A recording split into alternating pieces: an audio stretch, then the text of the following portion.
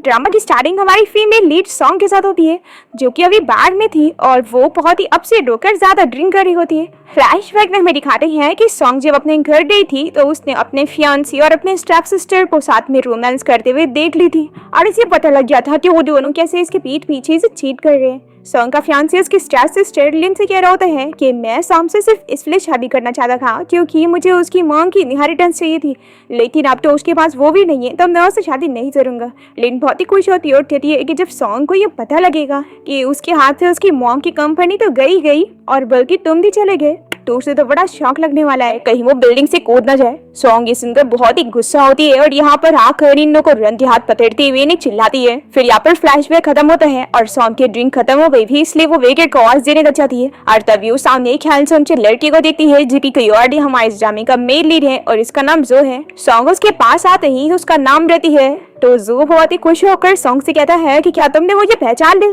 फिर सॉन्ग सोचती है कि वो और ये 10 साल पहले हाई स्कूल क्लासमेट रह चले हैं। ये सोचती है कि उस टाइम पर जो बहुत ही फेमस स्कूल बॉय था लेकिन वो बहुत ही गरीब था, तो ये सोचती है कि लगता है इसकी कंडीशन अभी भी ऐसी है, इसलिए ये यहाँ बार में वेटर की जॉब कर रहे हैं। ये सोचकर इस सॉन्ग जो से कहती है कि क्यों ना मैं तुम्हें अडॉप्ट कर लूँ।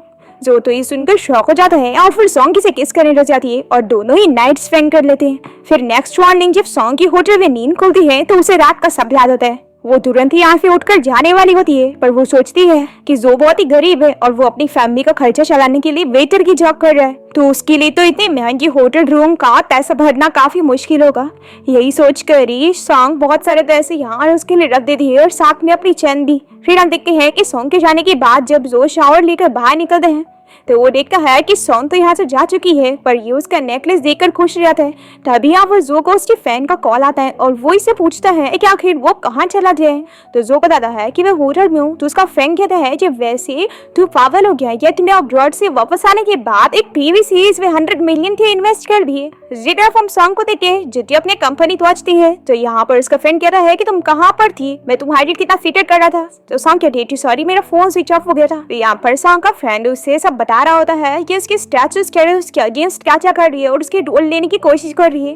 तो सॉन्ग कहती है कि तुम फिक्र मत करो, मैं अच्छे से ऑडिशन परफॉर्म करूंगी और ये रोल मुझे ही मिलेगा। तभी यहाँ पर इसकी स्टैचू लीना अगर उसे कहती है कि तुम ये सब में ही देते रह जाओ क्योंकि ये रोल अब मुझे मिलने वाला है क्योंकि मेरी मॉम और मैंने इसमें बहुत ज्यादा इन्वेस्टमेंट कर दी। ये सुनते के साथ ही सॉन्ग का फ्रेंड इसे चिल्लाने लगता है कि आखिर तो सॉन्ग को क्यों परेशान करती रहती हो, पहले ही तुम्हारी मॉम और तुमने। सॉन्ग अपने फ्रेंड को चुप रहने के लिए कहती है और वो अपने स्टेप सिस्टर लिन से कहती है कि तुम यहाँ एंटरटेनमेंट इंडस्ट्री में भी अपनी मर्जी नहीं चला सकती है। तभी यहाँ पर डायरेक्टर आके बताता है कि ये रोल लिन को मिल गया है क्योंकि उसने काफी ज्यादा इन्वेस्टमेंट की है। सॉन्ग को सुनकर बहुत ही बुरा लगता है और फिर यहाँ पर लेनी से कहती है कि सुनी तुमने, तुम्हारी मॉम की कंपनी तो मेरी हो ही चुकी थी और अब ये रोल भी मेरा है और तुम्हारा फियांसी भी मेरा ही है। तो सॉन्ग कहती है कि उस स्ट्रेस को तुम्हें अपने पास रखना है तो रख सकती हो, मुझे उसकी जरूरत नहीं।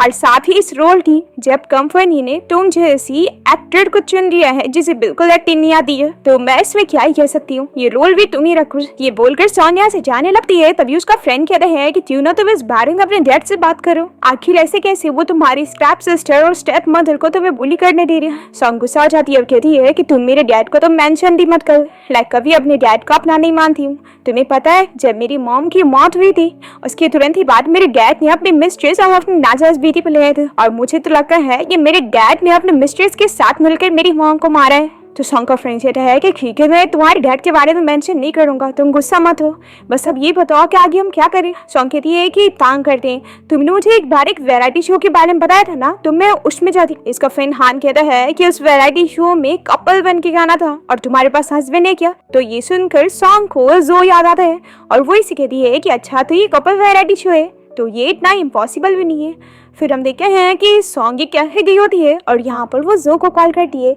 जोई से पूछता है कि तुम सुबह उठने के बाद चली क्यों गई थी और क्या तुम्हें याद है कि तुमने मुझसे क्या प्रॉमिस करी थी। तो सॉन्ग कहती है कि आखिर क्या। तो वो कहता है कि तुमने मुझे बोली थी कि तुम मुझे अडॉप्ट करोगी। तो सॉन्ग कहती है कि एक्चुअली कल रात मैंने बहुत ज़्यादा ड्रिंक कर ली थी और ड्रंक हालत में ये सब बोली थी। तो ये कहता है कि अच्छा तो तुम अपना बोला हुआ प्रॉमिस अब तोड़ रही हो। तो सॉन्ग कहती है कि ऐसी बात नहीं है, एक्चुअली मैं भी तुमसे कुछ बात करना चाहती थी, क्या तुम्हारे पास गर्लफ्रेंड है। तो जो इस पर नहीं कहता है। तो सॉन्ग पूछती है कि फिर क्या तुम्हारे पास वाइफ है, तो इस पर भी वो ना कहता है। फिर सॉन्ग कहती है कि तो क्या जो तुम मुझसे शादी करोगे, तो ये सुनकर वो शॉक हो जाता है और सॉन्ग कहती है कि क्या तुम नहीं करना चाहते, पर जो तो बहुत ही खुश जाता है और सॉन्ग से पूछता है कि अभी तुम कहाँ पर हो, तो वो बताती है कि मैं कैफे में हूँ। तो ये कहता है कि ठीक है फिर मैं अभी वहाँ पर आता हूँ। जैसे ही वो कॉल कट करता है तो यहाँ पर उसका इस प्रोजेक्ट के बारे में बात करने आता है, तो जो उसे काम दे देता है कि अब इस प्रोजेक्ट को तुम हैंडल करोगे क्योंकि मैं जा रहा हूँ शादी करने के लिए। फिर ये सुनकर तो अस्टिन शॉक हो जाता है और जो जैसे यहाँ से जाने लगता है तो वो कुछ वर्कर से टकरा जाता है और उसका शर्ट फट जाता है, पर वो फिर भी उन पर गुस्सा नहीं करता और उनसे अच्छे से कहता है कि वो लोग अगली बार ध्यान रखें। ऐसा बोलकर वो आगे बढ़ जाता है और असिस्टेंट और वर्कर बहुत ही शॉक होते हैं कि जो ने उन पर बिल्कुल भी गुस्सा नहीं किया। फिर जो जैसे यहाँ सॉन्ग से मिलने पहुंचता है तो वो इसके कपड़े और इसका हेलमेट देख कर पूछती है कि क्या तुम कंस्ट्रक्शन साइट से यहाँ पर आए हो, तो जो हाँ कह रहा है। सॉन्ग सोचती है कि बेचारे की लाइफ कितनी हार्ड है, रात में ये बार में वेटर की जॉब करता है और दिन में कंस्ट्रक्शन साइट पर काम करता है। फिर जो यहाँ पर बैठ जाता है और सॉन्ग से पूछता है कि वैसे तुमने मुझे अचानक से शादी के लिए प्रपोज क्यों पड़ी। तो सॉन्ग इसे बताती है कि एक्चुअली बात ऐसी है कि मुझे एक वैरायटी शो में जाना है जहाँ पर मुझे एक हस्बैंड की जरूरत है। तो ये जानने के बाद जो को बुरा लगता है कि सॉन्ग इस वजह से बस उससे शादी करना चाहती है और सॉन्ग सोचती है कि उसकी स्टेप्स स्टेरू से हर जगह ब्लॉक करने में लगी हुई है, तो ये उसके पास इकलौता चांस है। और वैसे जो इतना हैंडसम है कि हस्बैंड मटेरियल तो है ही, तो एक तीर से दो निशाने हो जाएंगे। फिर ये इसका फटा हुआ शर्ट देख रही है और सोचती है कि बेचारा इतनी मेहनत से काम करता है पर इसके पास इतने पैसे नहीं है कि ये अपने लिए कपड़े ले सके, यानी ये अभी बहुत ही मुश्किल हो गए हैं। फिर सॉन्ग इसे ऑफर करती है कि देखो मैं अभी पैसे तो नहीं कमा रही हूँ लेकिन मेरी मॉम ने मेरे लिए कुछ एसेट छोड़ दी गई है, तो इसलिए तुम्हें पैसों की फिक्र करने की जरूरत नहीं, मैं हर महीने तुम्हें 30,000 दिया करूंगी। तो जोई से कहता है कि क्या 30,000, तो ये सोचती है कि आखिर ये कैसे मुंह बना रहा है, लगता है ये इतने पैसे को कम समझ रहे। फिर सोचती है कि वैसे ही है तो बहुत ही हैंडसम, तो इसके लिए इतने पैसे कम होंगे, तो ये कहती है कि ठीक है फिर मैं तुम्हें 50,000 दूंगी। तो वो इस फटी मुंह बना रहा था, ठीक है देखो मैं इससे ज्यादा पैसे नहीं बढ़ा सकती क्योंकि मेरे पास इतने पैसे नहीं है, लेकिन हाँ मैं तुम्हें एक ऑफर और दे सकती हूँ कि वैरायटी शो खत्म होने के बाद मेरे पास जो पैसे आएंगे मैं उसमें से हाफ तुम्हें दे दूंगी। फिर जो कहता है कि अगर मैं इस चीज के लिए ना मानूं तो सॉन्ग कहती है कि कोई बात नहीं, फिर मैं किसी और को ढूंढ लूंगी क्योंकि मुझे कैसे भी करके इस वैरायटी शो में पार्टिसिपेट करना है। और फिर ये इसे परेशान करने के लिए सॉरी बोलते हुए यहाँ से जाने लगती है, तो जो जल्दी से इसे रोकता है और कहता है कि मेरा ऐसा मतलब नहीं था, मैं तो तुम्हें कहना चाहता हूँ कि मैं इस चीज के लिए रेडी हूँ। तो ये सोचती है कि ये इतनी इजीली रेडी हो गया और ये मुझे याद भी दिला रहा था कि मैंने इसे बोली थी कि मैं इसे अडॉप्ट करूंगी, तो लगता है ये यही चाहते हैं। फिर ये खुश होती है और इसके साथ डील कर लेती है और फिर दोनों ही कोर्ट जाकर अपना मैरिज सर्टिफिकेट लेकर बाहर आते हैं और सॉन्ग इसे समझाती है कि अब नेक्स्ट वीक हमें इस वैरायटी शो के लिए जाना होगा, तो तुम तब तक के लिए अपनी ये जॉब क्विट कर दो और मेरे साथ मेरे घर पे रहने आ जाओ। तो जो तो बहुत ही खुश जाता है, कहता है कि क्या हम दोनों साथ में रहने वाले हैं, तो ये कहती है कि हाँ, ताकि हम दोनों एक दूसरे के बारे में और जाने, क्योंकि फिर जब वैरायटी शो होगा तो हम अच्छे से रियल कपल की तरह एक्ट कर पाएंगे। तो जो कहता है कि देखो ये मैरिज सर्टिफिकेट, हम लोग सच में अब रियल कपल है। तो सॉन्ग हाँ कहती है और फिर वो इसे कार की चाबी देती हुई कहती है कि अब से ये कार तुम्हारी है। जैसे ही जू कार की तरफ देखता है तो वैसे कहता है कि क्या सच में ये कार तुम मुझे दे रही हो। सॉन्ग कहती है कि तुम फिक्र मत करो, जब मेरी कंडीशन अच्छी हो जाएगी तो मैं तुम्हें इससे अच्छी कार दे दूँ। फिर सॉन्ग जाके कार में बैठी है और कहती है कि चलो तुम भी बैठो, तुम्हें काम के लिए जाना था ना। फिर जो जैसे आगे बैठा है तो उसका सर टकरा जाता है और फिर वो सॉन्ग से कहता है कि वैसे वाइफ बहुत ही थैंक यू, तुम सच में बहुत ही अच्छी हो। तो सॉन्ग सोचती है कि ये तो इतनी जल्दी अपने रोल में आ गया। फिर वो कहती है कि ऑफ कोर्स मैं अच्छी तरह रहूंगी ना, क्योंकि मैं तुम्हारा आपसे ख्याल रखने वाली हूँ और तुम अगर बहुत ही अच्छे से परफॉर्म करोगे ना तो मैं तुम्हें घर और कार दोनों दूंगी। तो जो इसके हाथ पर किस करके इसे थैंक यू वाइस कहते हैं। तो सॉन्ग शायर जाती है, कहती है कि तुम्हें ये करने की जरूरत नहीं थी। फिर देखते हैं कि जो अपनी कंपनी के बाहर एंट्री मारता है और इसकी कार देखकर इसका स्टैंड और फ्रेंड जल्दी से इसके पास आते हैं और कहते हैं कि आखिर उसने कैसी कार लेकर आए। तो जो कहता है कि क्या जी बोल रहे हो तुम लोग, देखो ये तो मुझे बहुत ही क्यूट कार लग रही है, तुम लोग को पता है ये मेरी प्यारी सॉन्ग ने मुझे दी है। तो अस्टिन शॉक होकर पूछता है कि बॉस क्या आपने सच में शादी कर ली हो। तो जो तो खुशी खुशी इन लोग को मैरिज सर्टिफिकेट निकाल कर दिखा रहा है।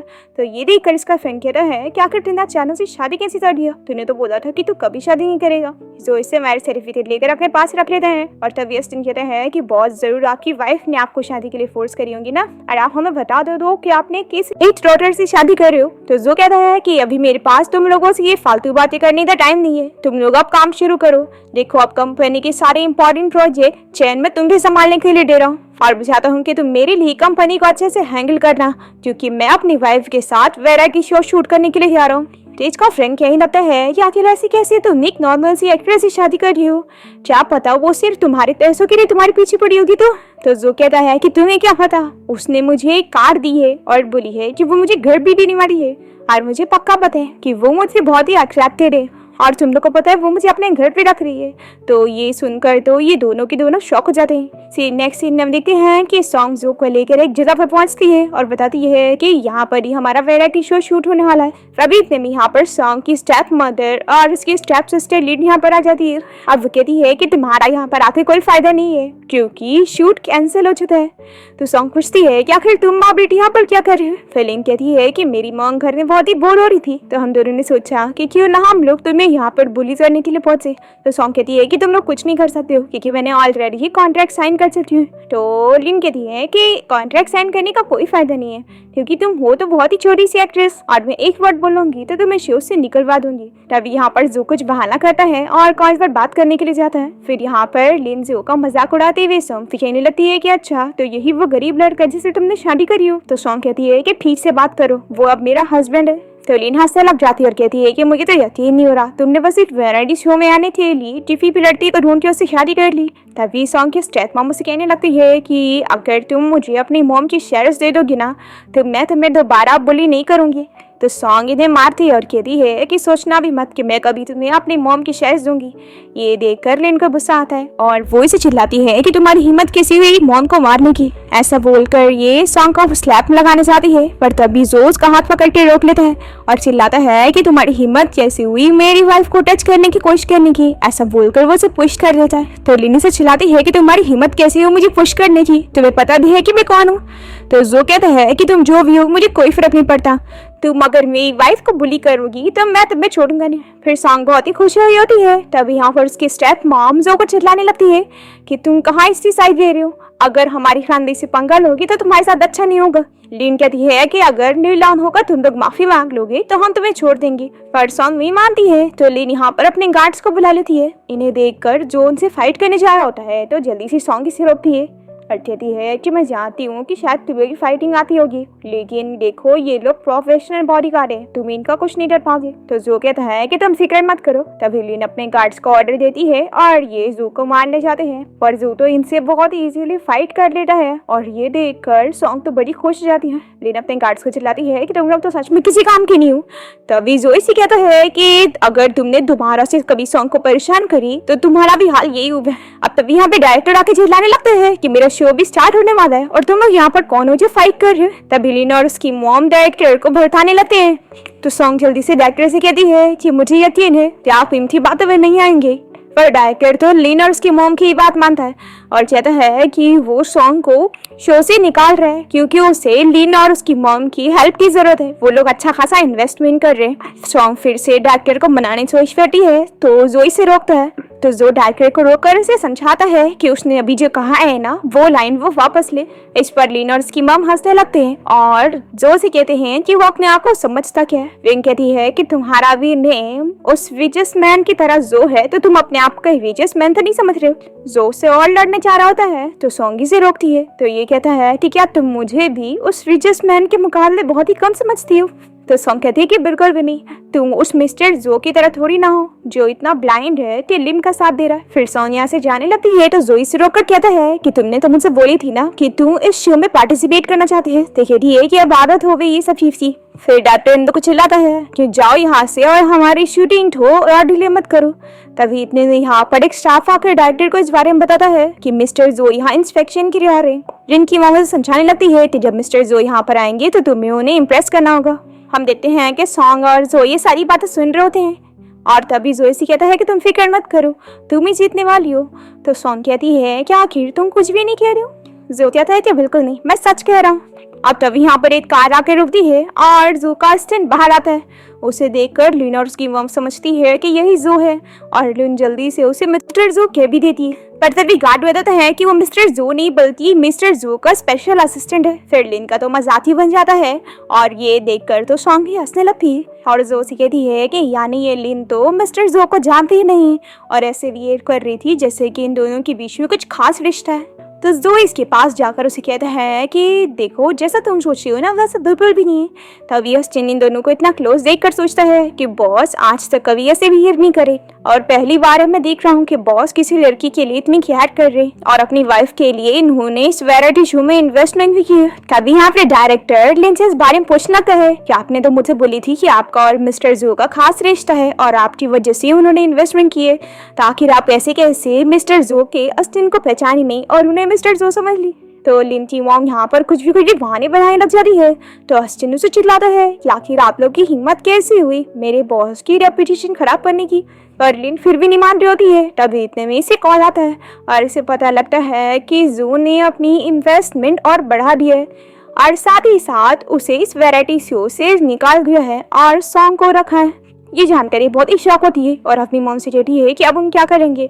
फिर उसकी मॉम जल्दी से अस्टिन से माफ़ी मांगते हुए कहती है कि हमारा ऐसा मतलब नहीं था। तो अस्टिन कहता है कि आपको माफी मांगने की जरूरत नहीं, बस आप अपनी बेटी को समझा लो कि इस शो में पार्टिसिपेट नहीं कर सकती है, चाहे जो कर ले। पर लिन गुस्सा करने लगती है तो उसकी मॉम जल्दी से उसे चुप कराती है। सॉन्ग ये देते हुए कहती है कि मिस्टर जो का अस्टिन तो कितना ज्यादा स्मार्ट है और बहुत ही ज्यादा हैंडसम भी है। ये सुनकर जो तो जेलस हो जाता है। तभी अस्टिन खुश होकर सोचने लगता है कि मैंने इतना अच्छा काम किया तो बॉस तो मुझसे बहुत ही खुश होंगे।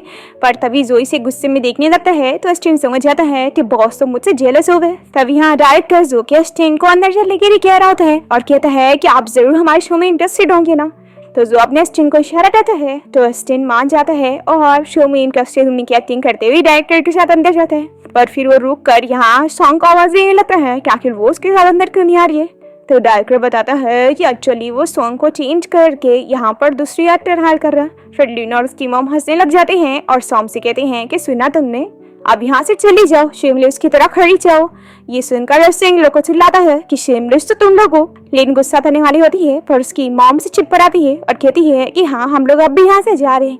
फिर असिस्टेंट सॉन्ग और जो के बारे में कहने लगता है कि ये कपल कितने ज्यादा अच्छे लग रहे हैं तो हमें इन्हें शो में लेना चाहिए, ये लोग बेस्ट रहेंगे। पर तभी लिन जल्दी से डायरेक्टर को सॉन्ग के खिलाफ फड़काने लगती है। तो सॉन्ग आकर कहती है कि इसमें गलत वो नहीं बल्कि लिन है। तो सॉन्ग कहती है कि ऐसी बात है तो हम सीसीटीवी फुटेज देख लेते हैं, फिर पता लग जाएगा कि कौन सही है और कौन गलत। तो अस्टिन कहता है कि हाँ सीसीटीवी फुटेज देते हैं। पर तभी लिन जल्दी से अस्टिन को बनाने लग जाती है कि सीसीटीवी देखने की क्या जरूरत है और ये मन में डरी होती है कि अगर फुटेज देख लिए तो उसमें साफ दिख जाएगा कि हम लोग सॉन्ग को बुली कर रहे थे। फिर ये लोग शूटिंग के लिए जाते हैं और यहाँ पर जो का सीन देखे जा रहा होता है। तो फिर हम देखते हैं कि लिन और उसकी मॉम कार से यहाँ से जाकर इस सॉन्ग के बारे में प्लानिंग कर रहे होते हैं कि अभी उसे ये शो मिल गया तो क्या हुआ, आगे ये लोग उसे और भी कुछ भी मिलियन नहीं देंगे।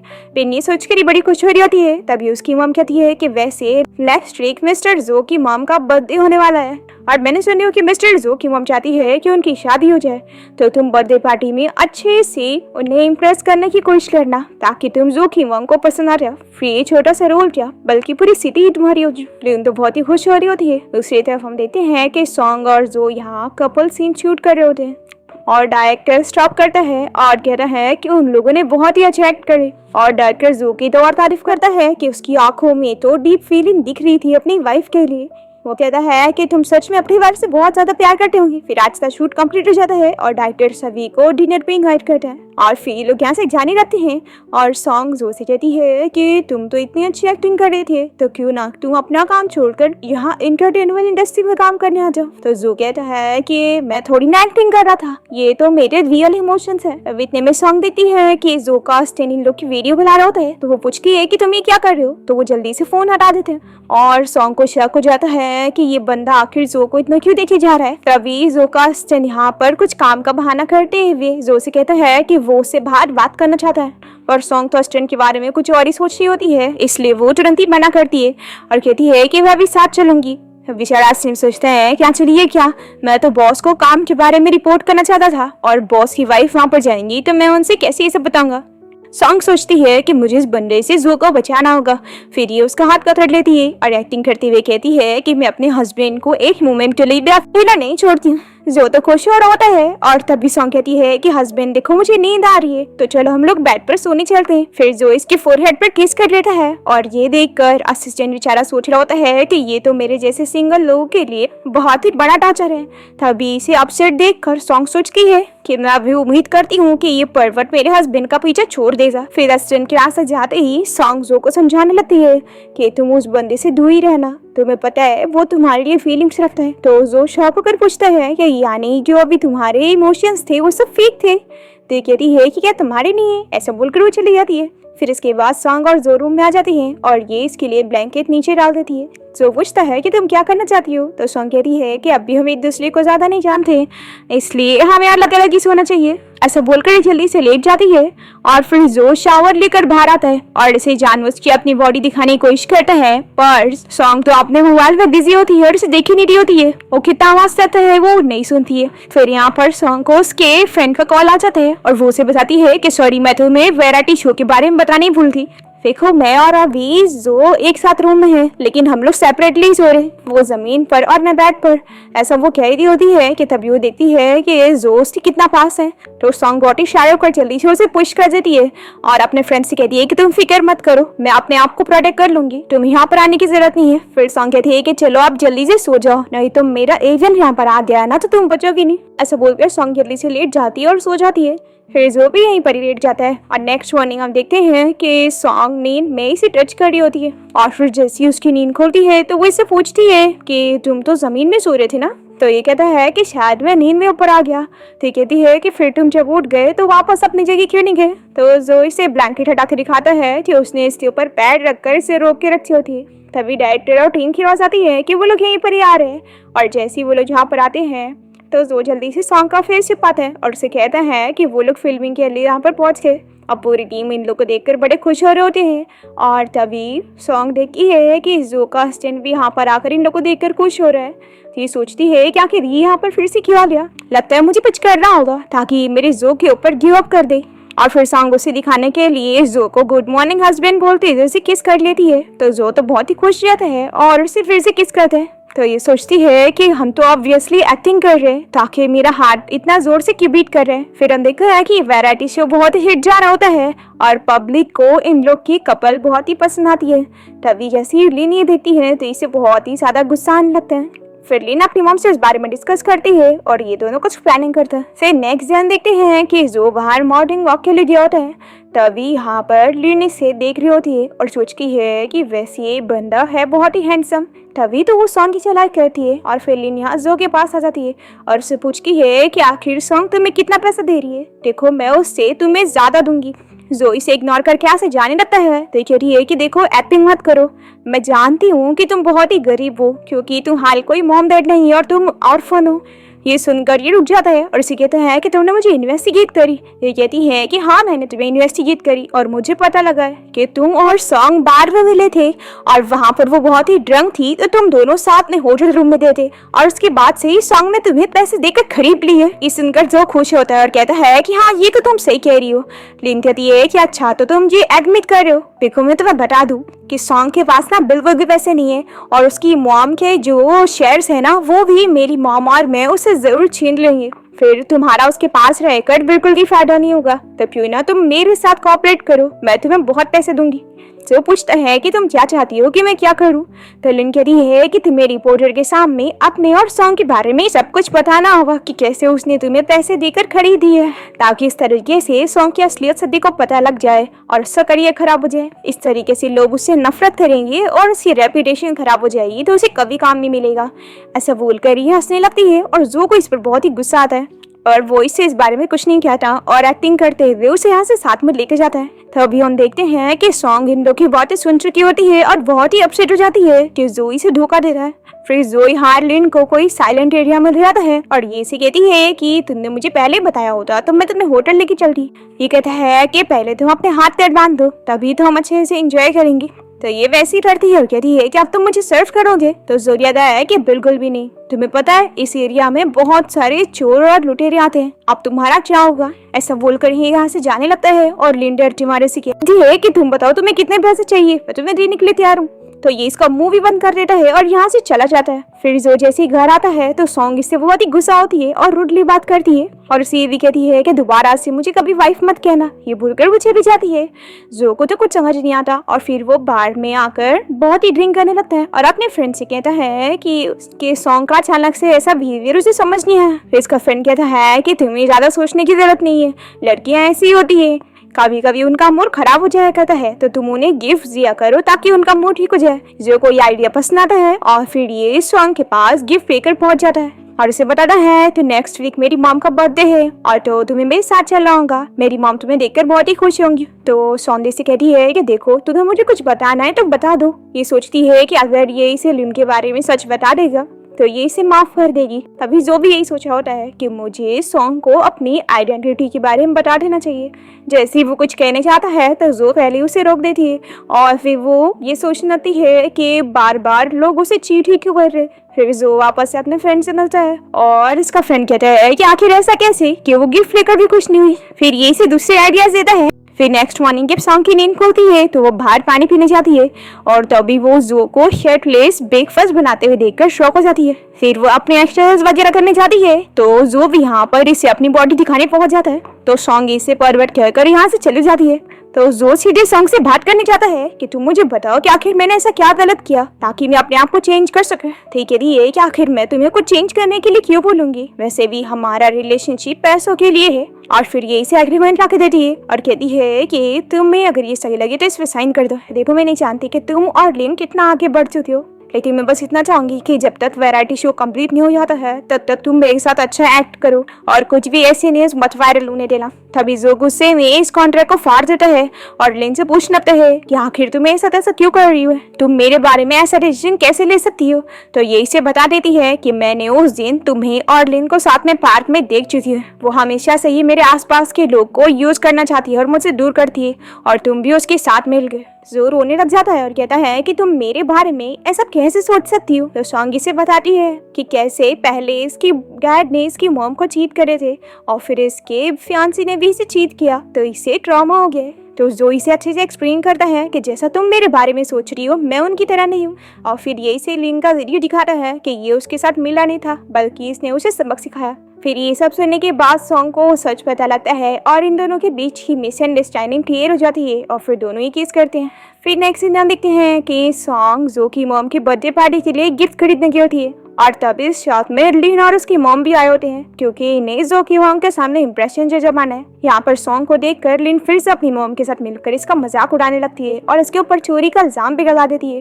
तभी हम देखते हैं कि जो की मॉम भी यहाँ शॉप में आई होती है और वो यहाँ पर सॉन्ग की हेल्प करती है उसे इनोसेंस प्रूफ करने में। और तभी सॉन्ग की और जो की मॉम की यहाँ पे फ्रेंडशिप हो जाती है और दोनों ही साथ में लंच करने जाते हैं। तभी सॉन्ग जो की मॉम से पूछती है कि मुझे अपने हस्बैंड की मॉम के लिए गिफ्ट लेना था और जरूर वो भी आपके एज की होंगी, तो क्या आप मुझे सजेस्ट कर सकती हो कि मुझे क्या गिफ्ट लेना चाहिए। जो की मॉम तो बहुत ही खुश हो जाती है क्योंकि उन्हें पहले से ही पता होता है कि यही वो लड़की है जिससे जो ने शादी की है। फिर हम देखते हैं कि सॉन्ग यहाँ पर एक स्कार्फ खरीदती है और फिर जब वो घर आती है तो वो यहाँ पर सॉन्ग के साथ रोमांस करने लगती है पर उसे पता भी नहीं होता कि यहाँ पर तो वो वीडियो कॉलिंग में लगा हुआ था और जो के एम्प्लॉइज इन लोग को देख रहे थे। सॉन्ग जब देखती है कि वो वीडियो कॉलिंग चालू थी तो वो जल्दी से शर्मा के यहाँ से भाग जाती है। फिर हम देखते हैं कि जो की मॉम का बर्थडे पार्टी वाला दिन आ जाता है और लीन और उसकी मॉम को जब ये पता लगता है कि सॉन्ग का हस्बैंड कोई और नहीं बल्कि वही मिस्टर जो है तो ये लोग को और ज्यादा गुस्सा आती है और ये लोग सॉन्ग से बदला लेने के लिए उसे किडनैप कर लेते हैं ताकि वो बर्थडे पार्टी में ना पहुंच पाए। फिर जैसे ही जो को ये बारे में पता लगता है तो वो जल्दी से सॉन्ग को बचाने पहुंचता है। फिर यहाँ पर लिन और उसकी मॉम को पुलिस अरेस्ट करके लेकर जाती है क्योंकि जो ने पहले से ही लिन और उसकी मॉम के खिलाफ एविडेंस कलेक्ट करके रखा था। वो अपने गार्ड्स को लिन को यहाँ से ले जाने के लिए कहता है। फिर सॉन्ग जो से पूछती है कि आखिर ये लोग उसके साथ एक्ट करने के लिए कैसे तैयार हो गए। तो जो कहता है कि तुम्हें सच में लग रहा है कि मैं अभी भी एक्ट कर रहा हूँ। तभी सॉन्ग जल्दी से जो के सामने आ जाती है और उसके स्टूडेंट से कहती है कि देखो मुझे नहीं पता थी मेरे हस्बैंड ने तुम्हें क्या कहकर अपने साथ एक्टिंग करने के लिए कहा है, लेकिन ये जान लो कि ये तुम्हें बिल्कुल भी इंटरेस्टेड नहीं है। तो अस्टन यहाँ पर शौक होता है कि मिस आप मुझे ये समझ रही है कि मैं गे हूँ, ऐसा बिल्कुल नहीं है। जो अपने अस्टन से कहता है कि तुम फिक्र मत करो, जाओ यहाँ से। और फिर ये सॉन्ग को सब एक्सप्लेन करता है कि मैं उसके साथ एक्ट नहीं कर रहा हूँ और ना ही वो कोई ये, बल्कि वो तो मेरा स्पेशल असिस्टेंट है और मेरे लिए काम करता है। तो सॉन्ग शॉक हो जाती है और कहती है कि यानी तुम बार में वेटर की जॉब नहीं करते हो और ना ही तुम कंस्ट्रक्शन साइट वर्क करो। ये कहता है कि ऑफ कोर्स मैंने कभी बोला नहीं था, तुम ये सब खुद से सोच रही थी। सॉन्ग तो अभी भी तो सॉन्ग कहती है कि आखिर ऐसे कैसे कि तुम इस शहर के बीचेस मैन हो और तुमने मुझे इस बारे में बताया नहीं, और जब मैंने तुमसे बोली थी कि मैं तुम्हें अडॉप्ट करूंगी तो तुम मेरे साथ मिल कलेक्ट कर रहे थे, क्या तुम पागल हो? तो जो कहता है कि हाँ मैं पागल हूँ, मैं 10 साल से तुम्हें भूल नहीं पाया हूँ। तो सॉन्ग कहती है कि क्या तुम मुझे हाई स्कूल टाइम से लाइक करते हो? तो ये कहता है कि हाँ। हिजो कहता है कि वैसे इतने ट्विस्ट के बाद तो मुझे मिल ही गई, ऐसे बोलकर ये इसे किस करने जा रहा होता है, पर सॉन्ग इसे रोक देती है और कहती है कि लेकिन तुम्हें फिर भी मुझे बताना चाहिए था। तो ये कहता है कि मैंने तुम्हें बताने की कोशिश किया था और तुम्हारे लिए इतना महंगा गिफ्ट लाया था, जो वो बैग था वो 1 मिलियन का था। सॉन्ग तो बहुत ही शॉक हो जाती है और कहती है कि आखिर तुमने मुझे पहले क्यों नहीं बताया? तब ये इसे किस कर लेता है। फिली कहती है कि यानी अब मैं रातों रात बहुत ही रिच हो चुकी हूँ। जो कहता है कि ऑफ कोर्स तुम मेरी वाइफ जो हो, ऐसा बोलकर ये उसे उठा लेता है और दोनों ही बहुत ही हैप्पी होते हैं और इस ड्रामा की हैप्पी एंडिंग यहाँ पर हो जाती है।